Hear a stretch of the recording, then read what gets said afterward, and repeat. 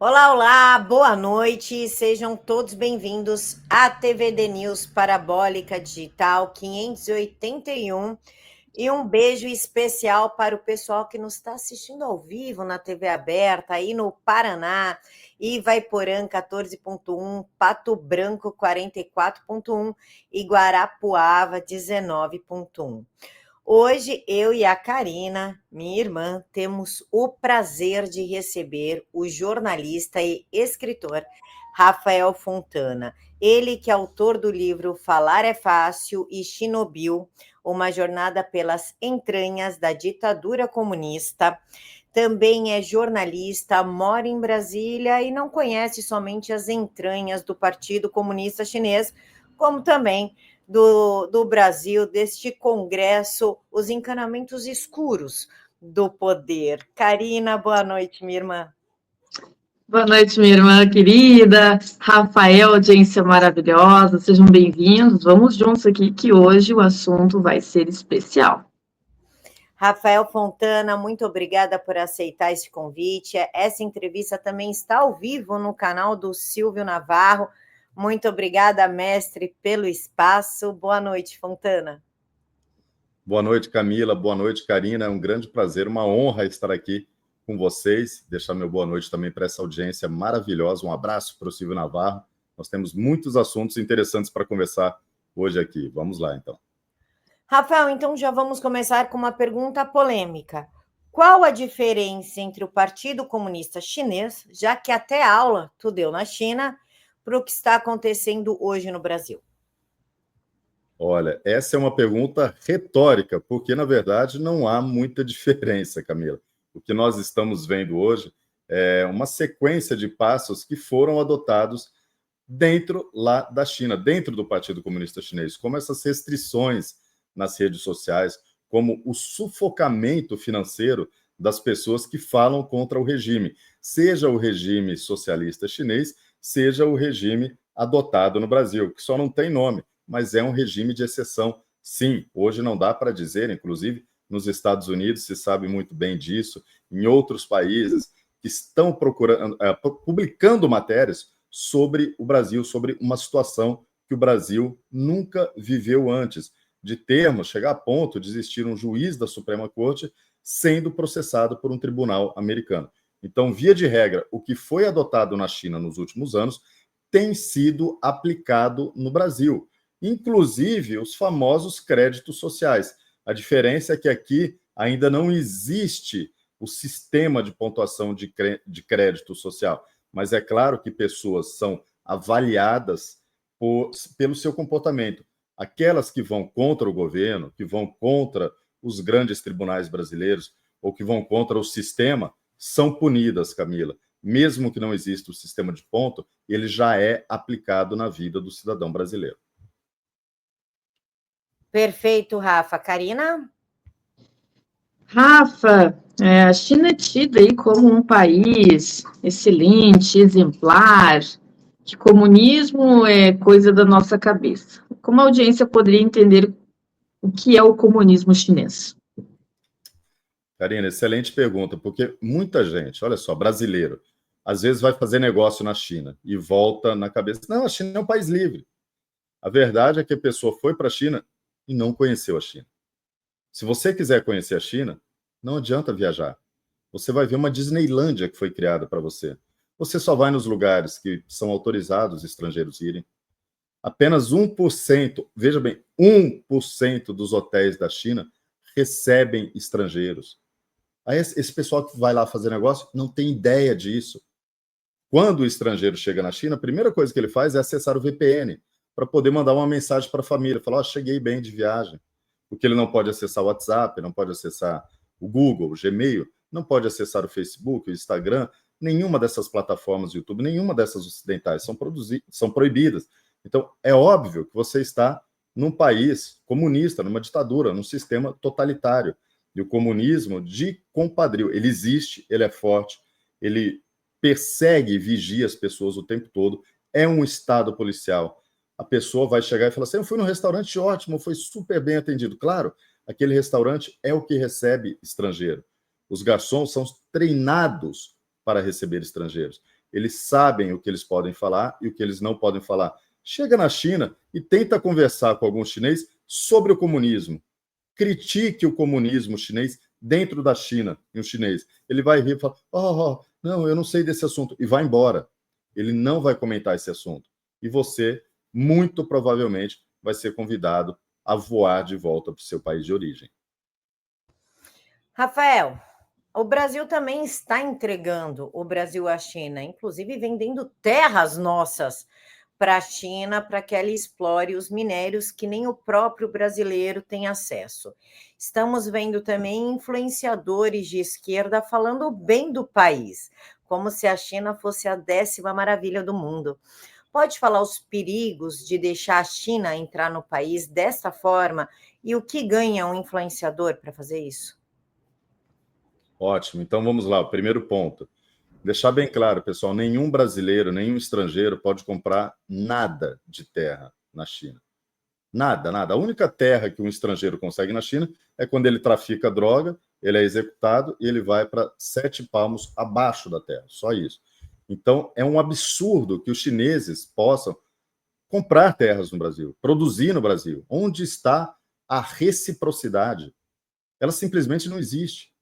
Para a China, não existe. A China faz o que quiser nos países corruptos, como o Brasil, outros países latino-americanos, países africanos, alguns ali da Ásia e do leste europeu, também do Oriente Médio. A China faz tudo. Quanto mais corrupto o país, a terra é fértil para a China, porque ela chega e produz, ela compra e ela copia a tecnologia.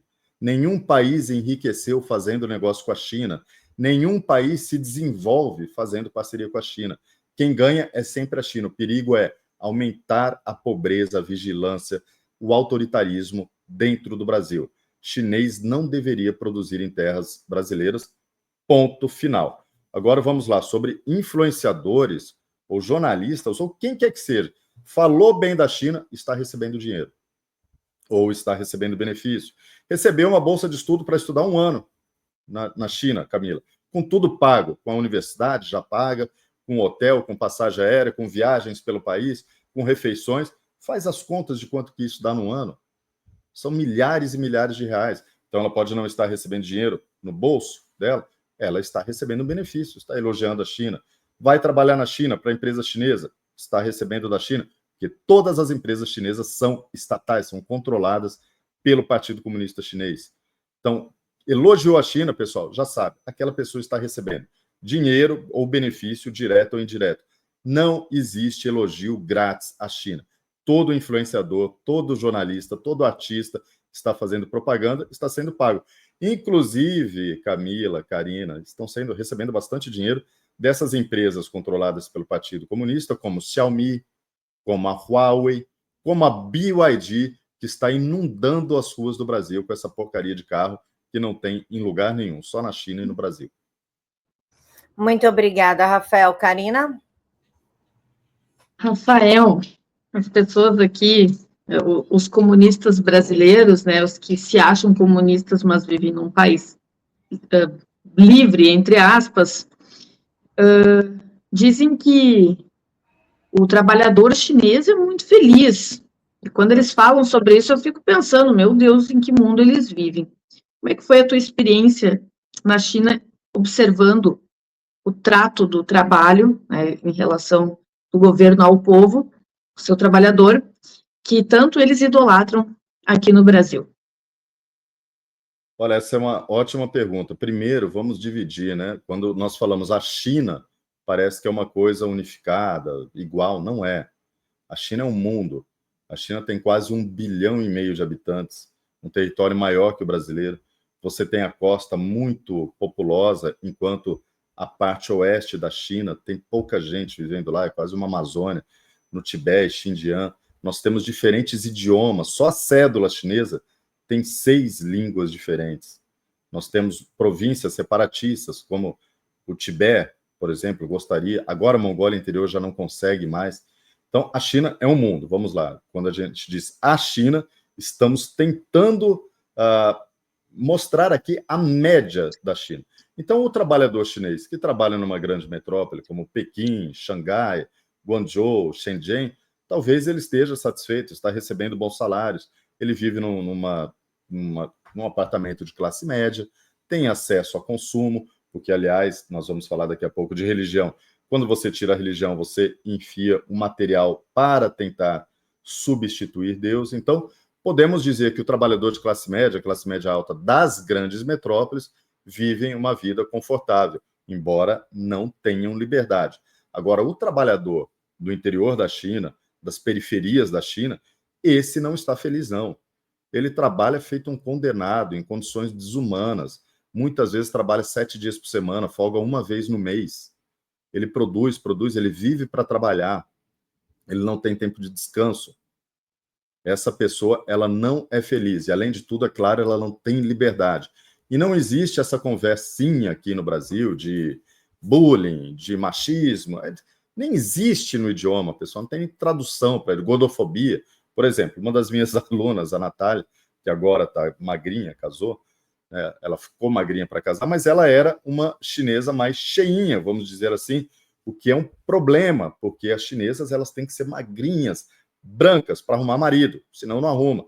Então ela era gordinha. Quando ela estava na faculdade, que tinha o inspetor da faculdade, que a gente conhecia como Bedel aqui no Brasil, tinha inspetor para dar bronca de aluno que chegava atrasado, aluno que não entregava trabalho, aluno que não limpava o dormitório. Então, quando tinha bronca lá coletiva, falava: e você, Natália, sua gorda, se você estivesse comendo menos, você conseguiria estudar mais. E a mesma coisa aconteceu no primeiro trabalho dela. Você é gorda como um homem e não consegue produzir direito. É esse o tipo de relação trabalhista que se tem na China. Não que elas se importem muito, né? Porque, na verdade, eles cresceram desse jeito, mas ficam infelizes, ficam tristes com a situação de ser humilhado na frente de todo mundo. E essa humilhação é comum, tanto que nós já vimos cenas de trabalhadores africanos levando chibatada de chinês na África. Essa é a nova colonização, é a nova escravização do continente africano. Meninas.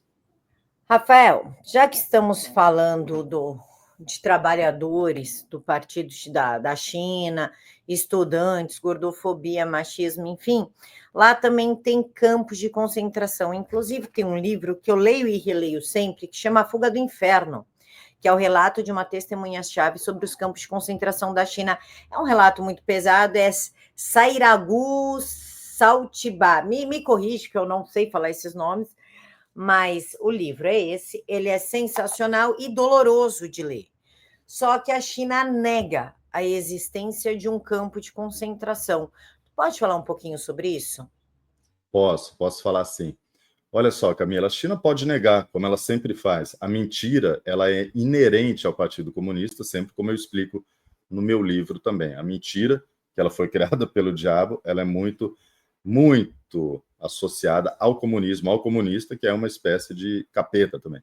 Existem os campos de concentração, eles não só existem, como eles estão comprovados em imagens de satélite, em algumas poucas imagens que os próprios chineses conseguiram captar. Eles estão na província de Xinjiang, e é muito difícil você conseguir provar, porque quem tira foto dali desaparece, né? Ou o celular é tomado, a mensagem é apagada, a pessoa vai presa, ela pode mesmo parar no campo de concentração. E esses campos de concentração, não se sabe o número ao certo, mas quando eu estava morando lá, até um ano depois que eu saí da China, em 2019, 2020, falava-se em 1 milhão de chineses em campos de concentração. O governo chinês mesmo admite que eles existem. O governo chinês admite, claro, eles chamam de centros de reeducação. Gente, olha, se é fechado, você está preso, você é obrigado a entoar cantos comunistas, você tem trabalho forçado, você sai de lá morto ou muito perto da sua morte, você pode chamar aquilo de jardim da felicidade. Mas a realidade é um campo de concentração. Não importa o nome que o Partido Comunista Chinês dê. Aquilo é, de fato, com todas as letras, um campo de concentração muito semelhante aos campos nazistas e também aos campos das gulags russas, que mataram algumas milhões de pessoas durante anos. Obrigada, Rafael. Cá? Rafael, sempre que comentamos acerca do cristianismo no mundo, dizem que nós somos os bichos papões, né? Que o problema sempre foram os cristãos, mas na China parece que não.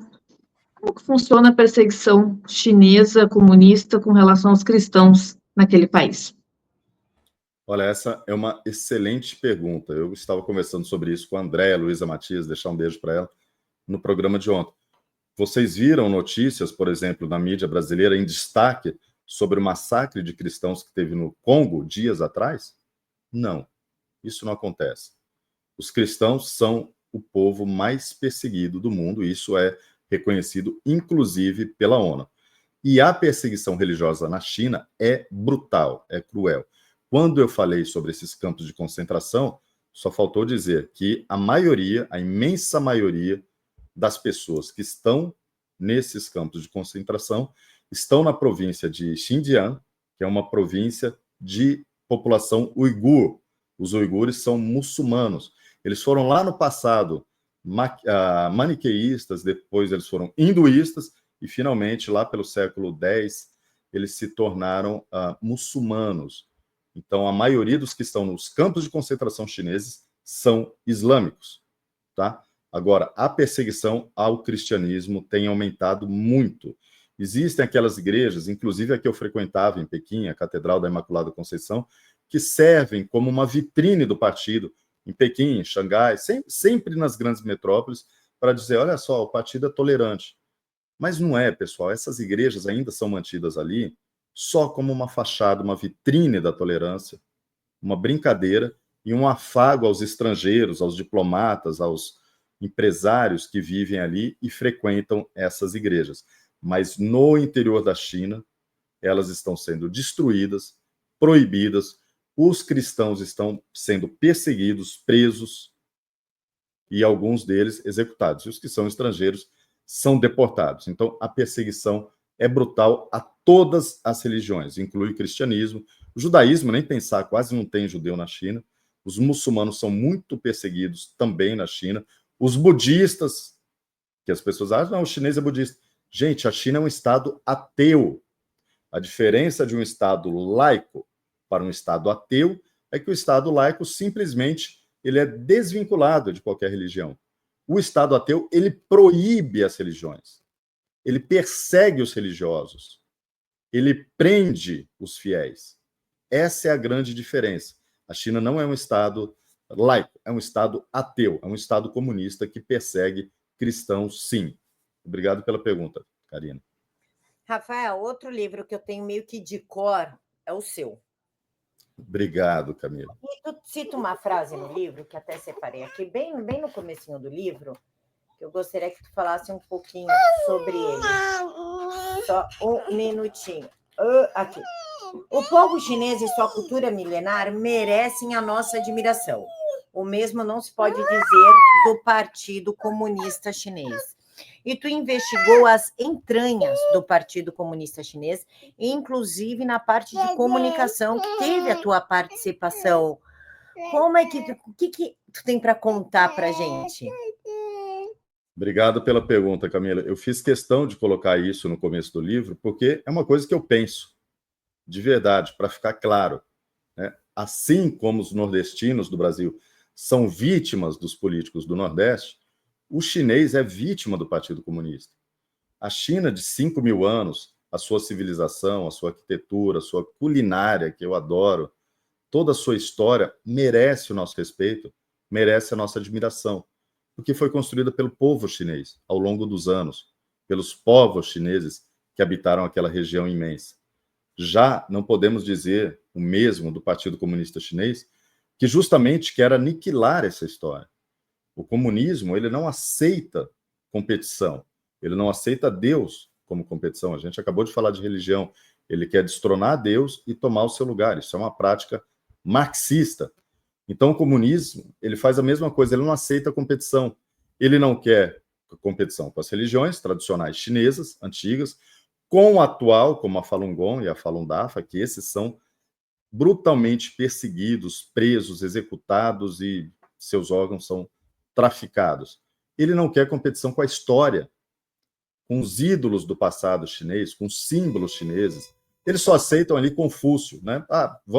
Vamos escolher um ídolo. Bom, Confúcio, ele não era religioso, ele tinha uma filosofia, ele parecia um chinesinho, ele sempre foi subserviente às dinastias, tal. Bacana, vamos falar só de Confúcio. Acaba, o resto você esquece. O Partido Comunista Chinês ele está acabando com as línguas minoritárias da China, ele está acabando com tradições, ou ele está adaptando essas tradições, festas populares, ao estilo comunista. Como chama o regime chinês? É um Estado comunista? Não, eles chamam de socialismo com características chinesas. Ou seja, é o socialismo, é o comunismo mesmo, feio, aquele comunistão feio, mas eles sempre criam esses nomezinhos, e com características chinesas, que é para, claro, adaptar ao modo chinês de pensar. Ao mesmo tempo, eles vão anulando toda a história da China, toda a sua linda arquitetura, toda a sua beleza anterior, a literatura, que é fantástica, eles vão eliminando e acabando para instaurar simplesmente o comunismo, o marxismo-leninismo, numa nação que precisa se livrar dessa praga o quanto antes, Camila. Obrigada, Rafael. Só para mostrar para o pessoal, de fato, está aqui, ó. Rafael. Dá para ver, gente?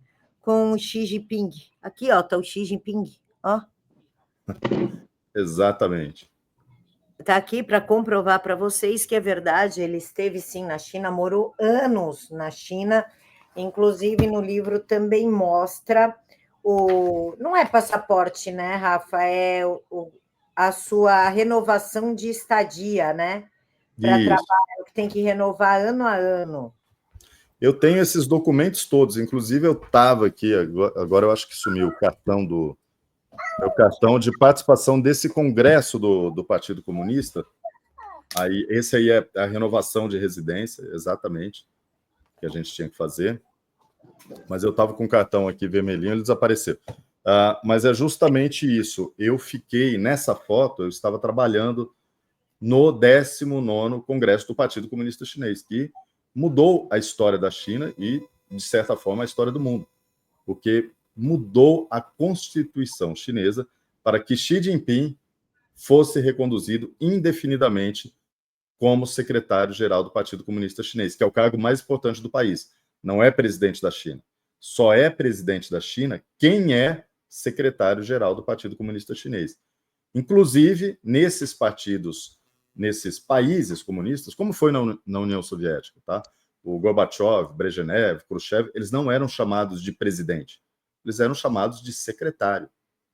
Tá? Assim, da mesma forma, Xi Jinping, dentro da China, ele não é chamado de presidente Xi, a população, a imprensa, se refere a ele como secretário Xi, que é o cargo mais importante. Lembre-se que nada pode competir com o Partido Comunista Chinês.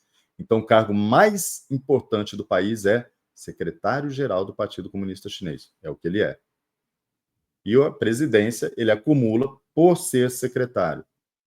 Então, Camila, quando eles acabaram, nesse congresso que eu estava, com a lei que permitia apenas 2 mandatos, era um acordo que tinha sido feito na época de Mao Tse-tung com Deng Xiaoping, de que cada secretário do Partido Comunista Chinês só poderia ficar, no máximo, 2 mandatos de 5 anos, ou seja, 10 anos. Isso estava sendo cumprido desde os anos 70. O único a quebrar isso foi Xi Jinping. Então, a sua ditadura não terá fim. Ele só sai de lá morto ou morrido. Então, nós precisamos forçar a China para que ela tenha realmente uma perda econômica muito forte, para que venha um levante populacional que vai ser, claro, motivado pelas classes superiores, pelos chineses que moram fora, para que a população finalmente se levante contra o regime comunista chinês e a gente possa tirar não só Xi Jinping, mas como todo o comunismo da China e do mundo. Muito obrigada, Rafa. Karina? Perfeito. É grave a situação, porque nos corredores do Congresso Nacional, tudo é relacionado à China, Pequim mais 30, até fiz um vídeo agora quando estive em Brasília. A China já, podemos dizer que dominou boa parte da nossa política brasileira através dos socialistas. Rafael, estava vendo aqui uma questão sobre o controle de natalidade das famílias, né? Então, isso é muito elogiado pelas pessoas, não, mas é o correto. O que acontece quando uma família ultrapassa o limite proposto pelo Partido Comunista Chinês? Ótimo, excelente pergunta, Camila, porque houve alteração recente, né? Ela começou em 2016 gradualmente e agora foi ampliada, eu acho que em 2020, salvo engano. Então, antigamente existia a política de um só filho. Mas lembre-se, pessoal, é um país comunista e o comunismo, ele tem os seus eleitos, né? Nem todos os porcos são iguais. Uns são mais iguais que os outros. Então, mesmo dentro da política de um só filho, até porque algumas famílias não conseguiam ter filho, eles permitiam que alguns membros do Partido Comunista, de alto escalão e com dinheiro, tivessem mais de um filho, desde que pagasse. Aham, dinheiro, comunista gosta de dinheiro, adora material. Então, existia possibilidade de ele pagar ao Estado, pagar o equivalente à escola, à saúde, enfim, era uma grande quantia de dinheiro que somente os ricaços chineses tinham condições de financiar. E, lógico, filiados ao partido. Então, essa política de filho único, ela permaneceu, ela começou ali nos anos 70 e foi até os anos 2016, e depois veio uma política liberando 2 filhos. Por quê? Eles temem justamente que as famílias comecem a ter filhos demais e você não consiga escola para todo mundo, por exemplo. Você não consiga sistema de saúde para atender todo mundo, mesmo que lá não exista uma saúde pública, 100% pública, você mais paga um pouco. A população precisa de subsídios estatais para sobreviver. Então, por isso que eles reduzem. Agora, as famílias mais ricas da China já podem ter 3 filhos, desde que elas comprovem na renda que elas têm condições de sustentar, de pagar um plano de saúde e de pagar, se for necessário, uma escola particular. Mas, antigamente, quem descumprisse essa regra era preso, seu filho era retirado, era adotado e criado pelo Estado, que é o sonho de todo comunismo, destruir as famílias e que todas as crianças pertençam ao Estado. O cidadão já pertence, o adulto já pertence, né, ao Estado, mas as crianças devem ser a propriedade do Estado. Elas devem ser cuidadas pelo Estado, educadas pelo Estado e futuramente servir ao Estado. É assim que funciona, Karina. Rafael, ainda no seu livro tem uma história muito interessante que é do Theo, que ele te aborda, tu fica com medo achando que ele é um espião, já que tu foi alertado de que toda a sala existe um espião do Partido Comunista Chinês, e o bilhete que ele coloca, que ele te mostra, escrito em português, é: seu celular está ligado, desligar, amanhã não celular, encontrar frente de templo de Buda às 7 da manhã. E aí tu complementa: eu estava sem palavras, ainda atônito, mas confiante. Esperei a certeza de ter dado um passo importante na minha missão de penetrar no sistema socialista. Havia conseguido meu primeiro informante na China. Que história é essa do seu celular estar ligado, desligar? Qual é o problema de estar com o celular ligado? Exato, muito bom, Camila, porque, na verdade, a partir do momento que você instalou qualquer aplicativo chinês no seu celular, e lá a gente praticamente não sobrevive sem ter o chat, por exemplo, no mínimo, a gente tem que ter, o Partido Comunista Chinês está monitorando tudo, absolutamente, ele tem acesso, né? Não significa que você seja escolhido e vai ser monitorado, mas, enfim, se eles quiserem te ouvir, eles vão te ouvir. Se eles quiserem acessar as suas fotos, eles vão acessar. Por isso que eu sempre falo, pessoal, não baixe aquele toque-toque no seu celular. A partir do momento, eles vigiam tudo. Não é só dentro da plataforma, só daquele aplicativo. Eles vão vasculhar o seu celular inteiro, os contatos do seu celular. Então, é óbvio que o celular estando ligado, aliás, até desligado hoje é complicado, né? O certo seria você desligar e enfiar ele dentro do micro-ondas para conversar.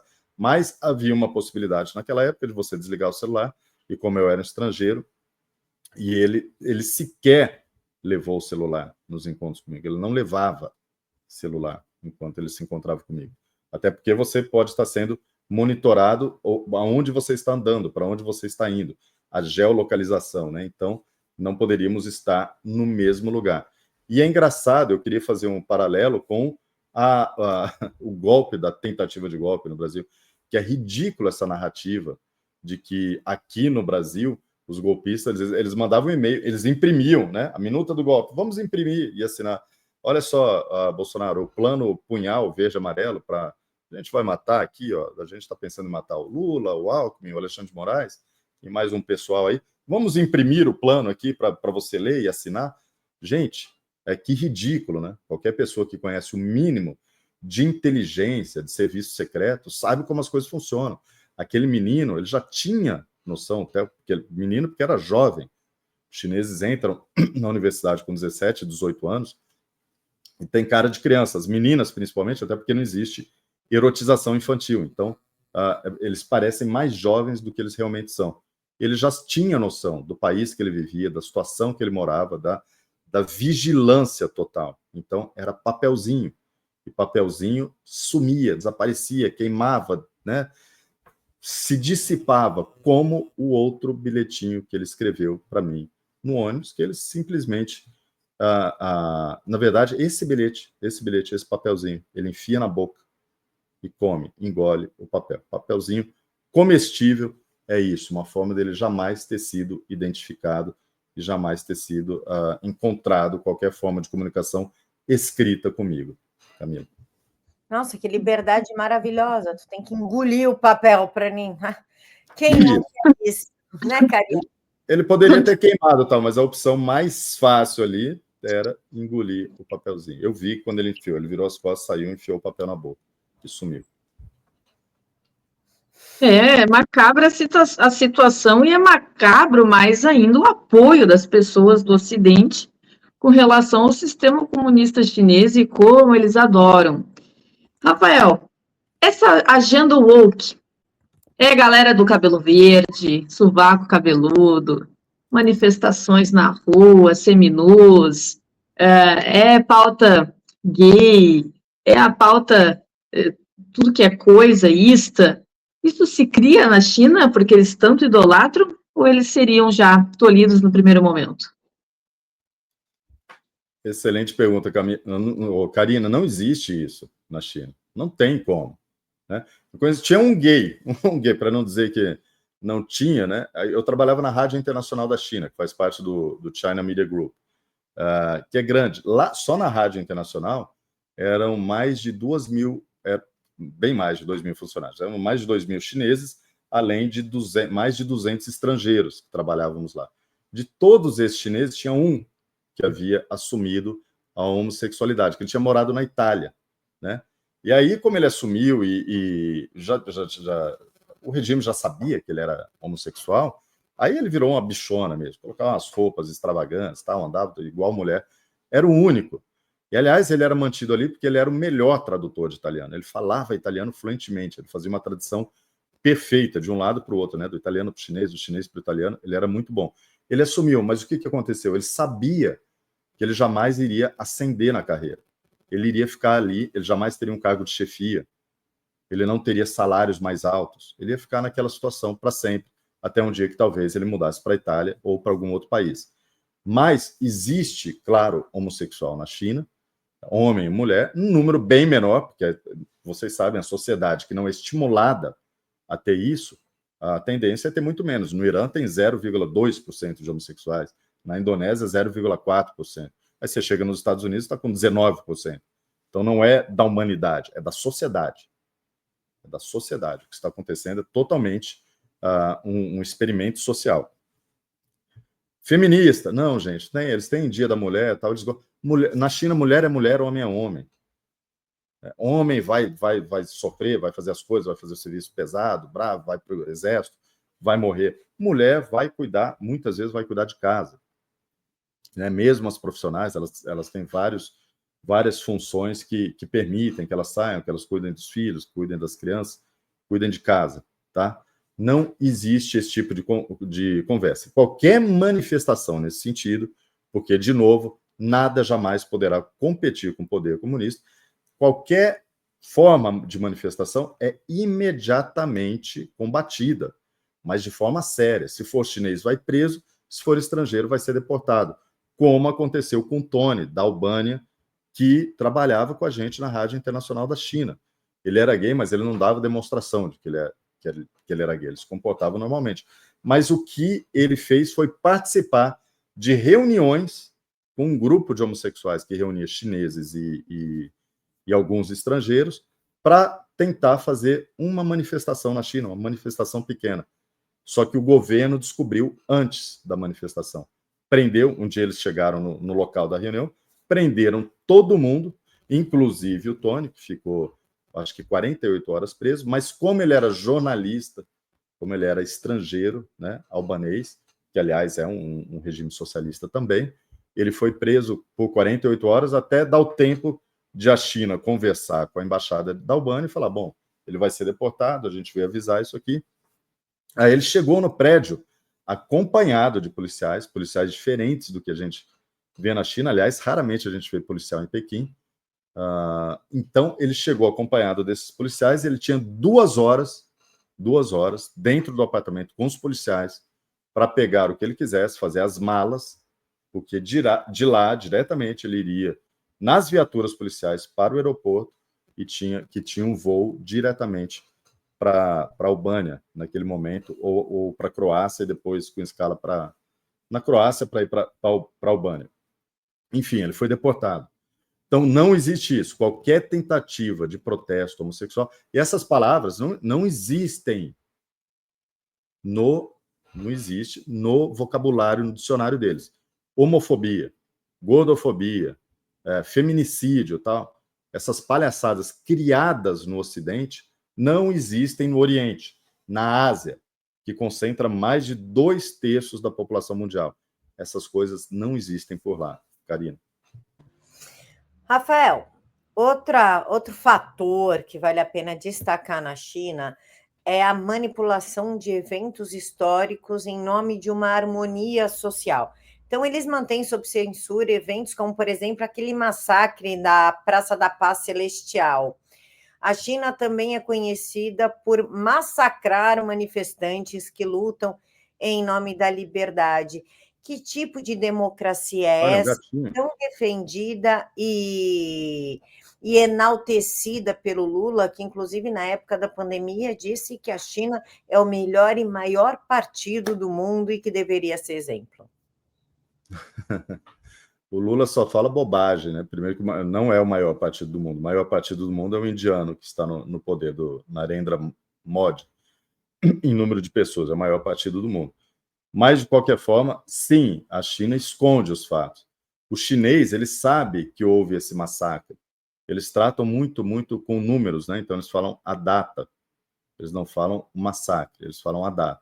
Eles sabem que existe, mas eles não podem comemorar e não conversam sobre o assunto. O fato existiu, mas cada vez é mais silenciado. A China, sim, como qualquer regime comunista, ela vai apagando a história. Qualquer regime totalitário, ela vai apagando a história. E quanto mais distante o fato se torna da atualidade, tende a população não ser mais informada sobre aquilo que aconteceu.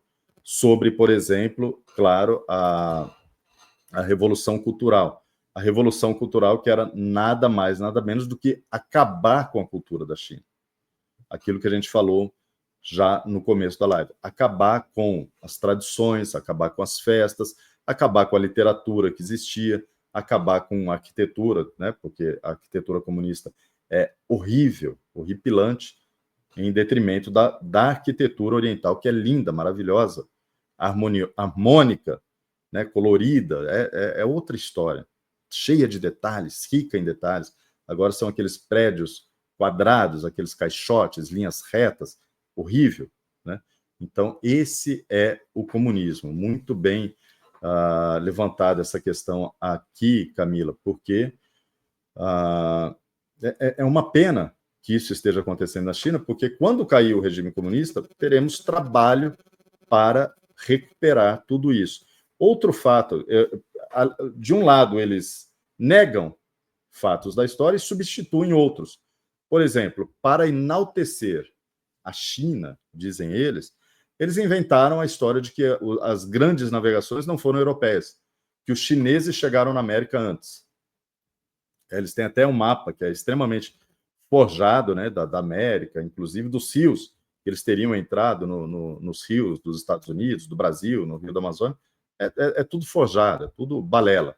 Porque eles não têm. Como é que eles foram para a América e não trouxeram uma cerâmica da América, não trouxeram uma flecha do índio? Nada, absolutamente. Eles só navegavam, davam a volta, passeavam, era esse o objetivo. Então não existe prova de que eles estiveram lá. A outra história, e que a gente poderia falar aqui, é sobre o racismo chinês. Então eles inventaram a história do homem de Pequim, né, que a civilização não surgiu na África. A civilização, quer dizer, o ser humano, o Homo sapiens, ele não surgiu na África, ele surgiu na China.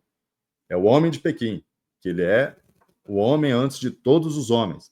Só que não existe prova. As provas que eles dizem que tinham, que eram uns ossos, umas ossadas que eles tinham ali, durante a Segunda Guerra Mundial, o Japão fez o favor, segundo os chineses, né, de roubar esses ossos, e o navio afundou na hora que estava indo para o Japão. Então se perderam as provas. Mas tudo bem. Alguns chineses até dizem, não, pode até ter surgido o homem na África também, mas surgiu aqui na China primeiro, né? Deve ter população aí pelo mundo que são daqueles homens da África, e tem populações que são chineses originais, que para eles são superiores ao resto dos humanos que descenderam dos escravos, dos africanos, na realidade. Por quê? Eles não aceitam pessoas de pele escura. O racismo lá é claro, né? É latente, mas não é falado aqui no Ocidente, Camila. Não, vai falar, não. Imagina, a China é livre. Tu que inventa história, seu desinformante. Rafa, eu imagino que é tanta coisa que deve ter visto lá na China que a gente com certeza vai ter outras vezes aqui. Mas o que muito me chama a atenção é o exército chinês. Um exército que tem um treinamento de dar inveja. O que tu pode falar para a gente sobre o exército chinês em comparação às nossas forças armadas aqui, cor-de-rosa? Olha, em comparação com o exército brasileiro, que tem uns soldados bem fraquinhos, mas o nosso grande problema no exército brasileiro hoje são os generais, né, o alto escalão. Nós conhecemos, a Camila, a Karina, nós conhecemos militares honrados, dignos, que fazem valer a farda que eles vestem. A gente conhece, claro, quando a gente está citando Exército, Polícia Federal, a gente está falando de uma ala de covarde, de gente fraca, molenga, de burocrata que só quer ficar dentro da sala com o ar-condicionado dando ordem. Um bando de gente fraca que não conseguiria sobreviver um dia numa guerra. Um bando de gente indecente que não seria capaz de defender o Brasil. Né? Então, comparar com o Exército Brasileiro, hoje nós teríamos dificuldade de lidar com exércitos, com confrontos, principalmente de força aérea, com alguns vizinhos nossos, como a Venezuela e a Colômbia. Tá? O Brasil está numa situação terrível. O Brasil tem, em média, 35 caças operacionais, o resto está sempre na oficina, reparo, está com problema. Enfim, a gente teria que se defender na força aérea com 35 caças, mais uns outros aviões e tal. Isso aí seria aniquilado pela Força Aérea de Taiwan, por exemplo, ou de Israel, em 2, 3 dias. Eles chegariam no Brasil, eles acabariam com a Força Aérea brasileira em dias. Não vou nem falar de Estados Unidos, Rússia, China, né? Porque, né? A gente não tem condição de resistir a um ataque estrangeiro. Talvez o exército em terra, em algumas cidades, algumas regiões ou na selva, conseguiria resistir a uma ocupação estrangeira, mas só isso. Tá? O nosso exército é fraco, é desaparelhado, e é um objetivo da esquerda, do Lula, de PT, fazer isso, destruir o exército e ter os generais do lado dele, e criar uma força paralela, que seria fortalecer essa força nacional, que foi criada, foi idealizada por Márcio Tomás Bastos, que eu trabalhei no Ministério da Justiça. Vamos lá. Agora, o exército chinês, essa coisa do treinamento, do desfile, do armamento, todos os países comunistas são cheios de fazer isso, mas nem sempre um exército que fica desfilando, ele se dá melhor na hora do combate, porque o exército americano não faz desfile.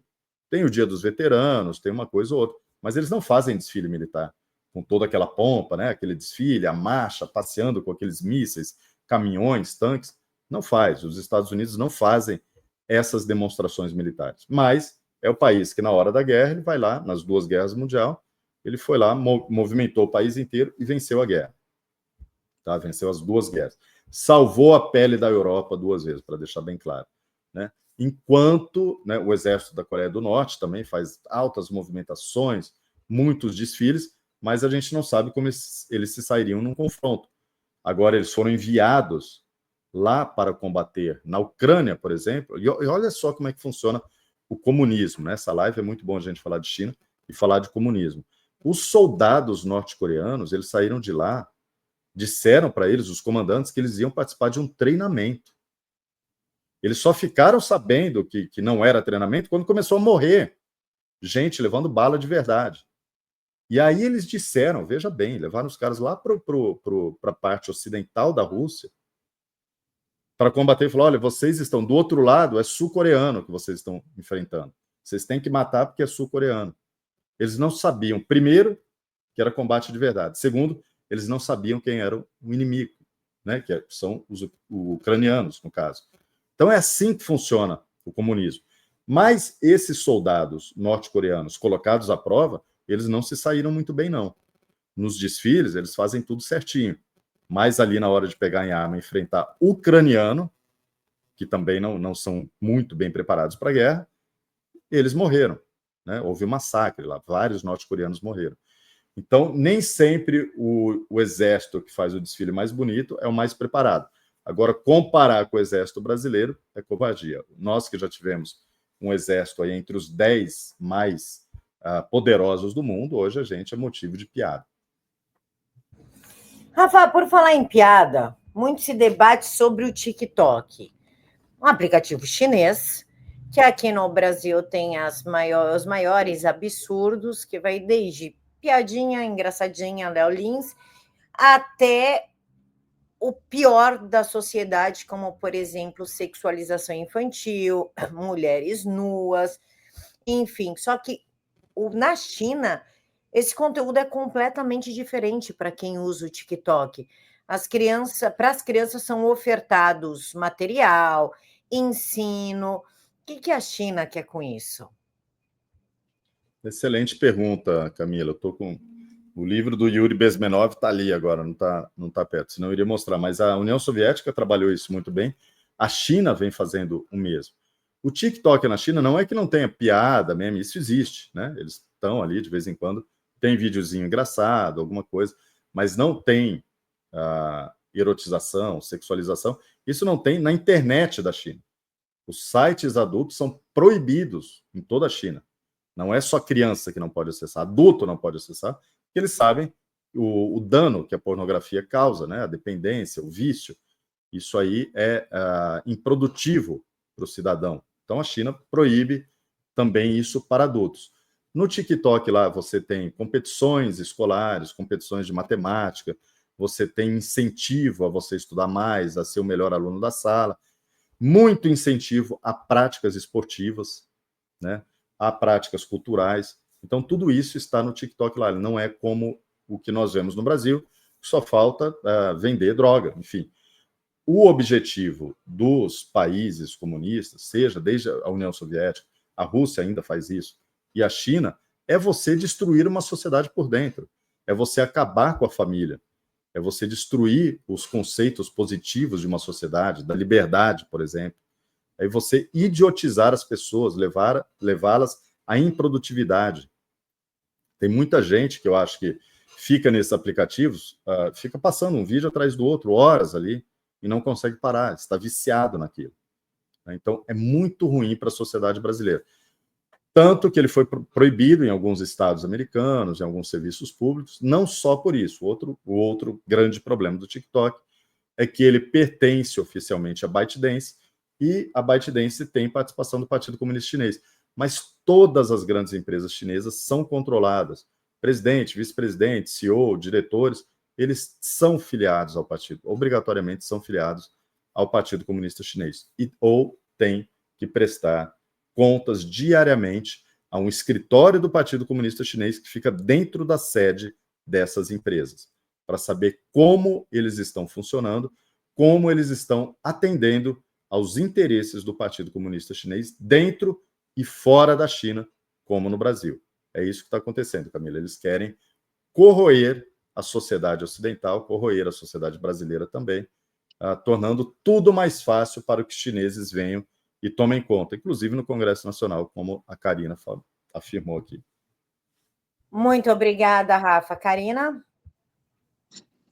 Rafa, no tempo que tu viveu na China, o que mais te marcou de forma negativa e o que mais te surpreendeu de forma positiva? Olha, foram muitas experiências mesmo, muitas negativas, muitas positivas. É até difícil eleger a melhor ou a pior, mas, de uma forma geral, o povo chinês, né, a sua história, a sua cultura, a sua civilização, como nós falamos aqui no começo, isso me impactou muito positivamente. Eles são vítimas do que está acontecendo. Eles são vítimas do Partido Comunista Chinês, e com certeza, se eles conseguirem se libertar disso, e isso vai acontecer, nós teremos o maior prazer em ter a China como aliado de novo, de ter a China perto da gente. Lembrando que a China era a maior potência econômica do mundo antes das grandes navegações europeias. A China tinha 1/3 das riquezas do mundo. Então, era um país forte. Essa história dos Estados Unidos ser a maior potência mundial é coisa de 120 anos para cá. Antes era a Inglaterra, mas a China já foi a maior potência. A Índia já foi também a maior potência.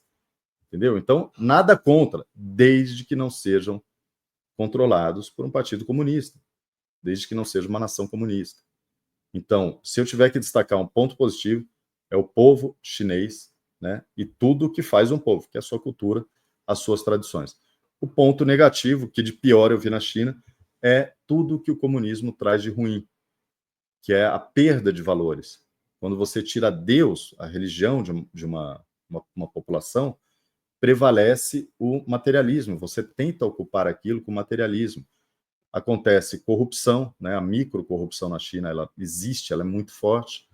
A tentativa de você suprimir a falta de espírito com o dinheiro, com o status, e você acaba passando por cima das pessoas. Então, normalmente são membros do Partido Comunista que estão ali na classe média alta para cima, ou ricos, que tratam as pessoas mal, que são desumanos e que estão fazendo isso no resto do mundo, inclusive no Brasil, na América Latina de uma forma geral, na África, em alguns países da Ásia, do Oriente Médio e do leste europeu.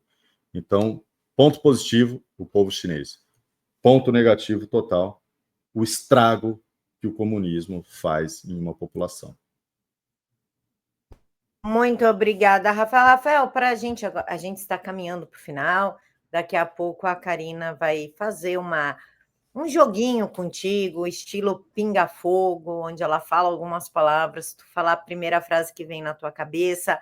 Mas Legal. Antes eu gostaria de finalizar esse quadro de perguntas e respostas com uma pergunta. Quais são as entranhas mesmo do Partido Comunista Chinês? Olha, elas são muitas, Camila, mas está tudo concentrado em Pequim, tá? As entranhas do Partido Comunista, elas são mantidas em segredo, mas eu consegui penetrar. O objetivo deste grupo de Xi Jinping é simplesmente você massacrar toda a oposição e se perpetuar no poder para sempre. Até porque o fim do comunismo, do partido ou deste grupo de Xi Jinping, significa a execução de todos eles e talvez da família. Se não forem executados, serão presos. Nas entranhas do Partido Comunista Chinês, que é muito profissional, ao contrário do que a gente vê no dia a dia da China, eles são extremamente profissionais, capacitados, frios, e não emocionados, como a gente vê a direita no Brasil. Por isso que eu dou tanta bronca. Eu falo, pessoal, guarda a emoção. Pare com essa história de urgente, de bomba, de acabou, de a casa caiu. Né? O chinês comunista que eu conheci, não a população, tá? Quando eu tive a oportunidade de estar dentro da máquina estatal, da comunicação, de conseguir informantes dentro do Partido Comunista, a ponto de entrar no 19º Congresso do Partido Comunista Chinês, eu entendi que eles trabalham no longo prazo. Isso está bem claro para eles. Eles não pensam no amanhã que eu digo imediato.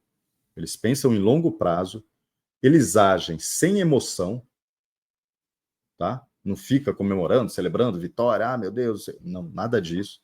Vitória, ok, qual é a próxima? É assim que funciona. E também eles não se abalam com pequenas derrotas. Ah, o Brasil acabou. Gente, quantas vezes, Karina, Camila, vocês ouviram essa frase nos últimos 5 anos? O Brasil acabou. Tá, só que o Brasil não acabou, o Brasil continua. E você falar isso só atrapalha. Nós temos que continuar lutando. Essa luta é grande. Vai durar anos. Anos de sacrifício, gente. Os cristãos estão há 2000 anos se sacrificando. Então, dentro das entranhas do Partido Comunista Chinês, eu vi uma máquina extremamente profissional e capacitada de uma minoria de chineses, tá? Estou falando aí de 1, 2% dos chineses que controlam a imensa maioria, mas sabem agir com foco, com estratégia, com tática, com inteligência, sem emoção. É isso que nós precisamos. Nas entranhas do Partido Comunista, nós temos uma máquina de vitórias. E é por isso que eles estão conseguindo tantas vitórias. É por isso que eles conseguiram vitórias, inclusive lançando um vírusinho, né? A gente tem que tomar cuidado com o que a gente fala aqui, dependendo da plataforma. Mas então é isso. Essas são as entranhas do Partido Comunista. E eles vão penetrando em países, os mais corruptos, melhores para eles. É o caso do Brasil. Camila. Rafa, desculpa, a última pergunta, que tu falou em vírus, e saiu recentemente, uns 2 dias atrás, uma nova pandemia. Coincidentemente, época do carnaval, ano novo chinês, e eles viajam o mundo inteiro, e aí sai uma nova pandemia com potencial pandêmico, na verdade, né? Um vírus de morcego, mesma historinha, com um potencial pandêmico, estranhamente próximo das eleições de 2026. Meu Deus, quanta coincidência. Como tu vê esse novo vírus? Taiwan tá virando... Taiwan não, desculpa, gente, pelo amor de Deus, eu ia falar Pequim. Falei Taiwan, que eu tô com Taiwan na cabeça. Porque a China quer anexar Taiwan à força, né? Eu tava pensando nisso. Pequim virou uma máquina de produzir pandemia? Olha, Camila, eles fizeram a primeira, né, de fato, e pode ser que eles até tentem uma segunda, mas, veja bem, os Estados Unidos saíram da OMS, não estão mais lá, a Argentina saiu da OMS, e de repente tentar forçar, claro, porque a pessoa que está lá na diretoria geral da OMS é o Tedros Adhanom, é o mesmo, ele continua, ele foi colocado pela China ali, embora ele seja daquela região da Etiópia, ele é um comunista, ele foi colocado pela China. Então, ele pode até tentar novamente. Mas imagina a situação, o país que dava mais dinheiro para a OMS, saiu da OMS. A Argentina também saiu. De repente, vem um novo vírus e vários países, 10, 15, falam, quer saber de uma coisa? Eu vou sair dessa OMS porque eu não vou passar mais por tudo aquilo de novo, não. Acabou com a economia do meu país, deu problema aqui, então pegar aí mais uma dúzia de países que falam, eu vou sair da OMS, rapidamente acaba com essa história de vírus. Rapidinho. Porque você vai fazer o quê? Então vamos espalhar o vírus só para metade do mundo que aceita esse tipo de controle social, né? Mas a China, é claro, eu já deixei alerta, ela tem outros planos além de vírus. Não é só vírus. Ela tem como desestabilizar o mundo, inclusive financeiramente, tá? E o comunista é capaz de sacrificar a sua população para poder manter o seu poder. Então, vamos ficar atentos, porque não é só vírus que vai vir da China nos próximos anos, com Donald Trump presidente dos Estados Unidos, pode ter certeza. Muito obrigada, Rafael K. Palavra é tua, listinha é tua. Seu microfone está fechado. Opa, voltei. Rafa, vamos falar aqui algumas palavras soltas e tu nos... Tu vai ficar sozinho na tela. Daí. Primeira palavra, o que te vem em uma pequena frase? Comunismo. Comunismo é a arte de destruir civilizações. Liberdade. Liberdade é o que nós estamos precisando imediatamente no Brasil, principalmente para 2.000 presos políticos. Medo. Medo é o que nós devemos sentir cada vez que um comunista compra terras no Brasil. Coragem. Coragem é poder enfrentar o sistema da forma como a direita, os conservadores, têm feito no Brasil nos últimos anos. E futuro. Futuro é aquilo que nós batalhamos todos os dias no presente, mesmo que com tanta dificuldade a gente mantenha a perseverança e a gente sabe que o futuro será vitorioso para nós, conservadores e cristãos. Rafael, muito obrigada. Entrevista top. Novamente, quero agradecer à TVD News por nos ceder esse espaço, Parabólica Digital, a TV aberta do Paraná, Ivaiporã 14.1, Pato Branco 44.1 e Guarapuava 19.1, e claro, ao canal do nosso querido mestre Silvio Navarro. Rafael, muito obrigada por ter aceitado esse convite, por ter respondido tudo, sem medo, sem vacilo. Muito obrigada pela sua coragem. Muito obrigado, Camila. Obrigado a Karina também. E, é claro, a todo mundo dessa audiência aí do Paraná e região, todo mundo que acompanha a TVD News, que continue aqui privilegiando, honrando esse trabalho dessas duas grandes jornalistas, que eu admiro tanto, para que a gente cresça juntos e possa chegar ao maior número de pessoas, que este conteúdo aqui chegue ao maior número de pessoas. Eu queria agradecer muito pelo convite, pela oportunidade, e estou à disposição para novos programas. Karina, minha irmã, muito obrigada. Obrigada eu, Cá, minha companheira de jornada e minha irmã querida. Rafa, tu és uma pessoa maravilhosa. Obrigada pelas tuas elucidações, as experiências compartilhadas. A nossa audiência maravilhosa, com certeza, vai querer adquirir os teus livros, são riquíssimos, né? E o teu trabalho no mundo é a luz, um farol. Muito obrigada por tudo. Eu que agradeço, gente. Pessoal que está nos assistindo pelo YouTube, tanto no canal Silvio Navarro, como no canal Diálogo de Poder. Pode cortar a entrevista, só não pode tirar do contexto, pode repostar, nós não temos ciúmes de material, e marque a gente para que a gente saiba que vocês estão gostando do conteúdo e poder recompartilhar também. Jogue nos grupos, curte, comenta, compartilha, dá aquela força para que a gente consiga estourar essa bolha chamada algoritmo e alcançar mais pessoas. Fiquem todos com Deus e a gente se encontra amanhã, quarta-feira, 10h30 da noite. Tchau!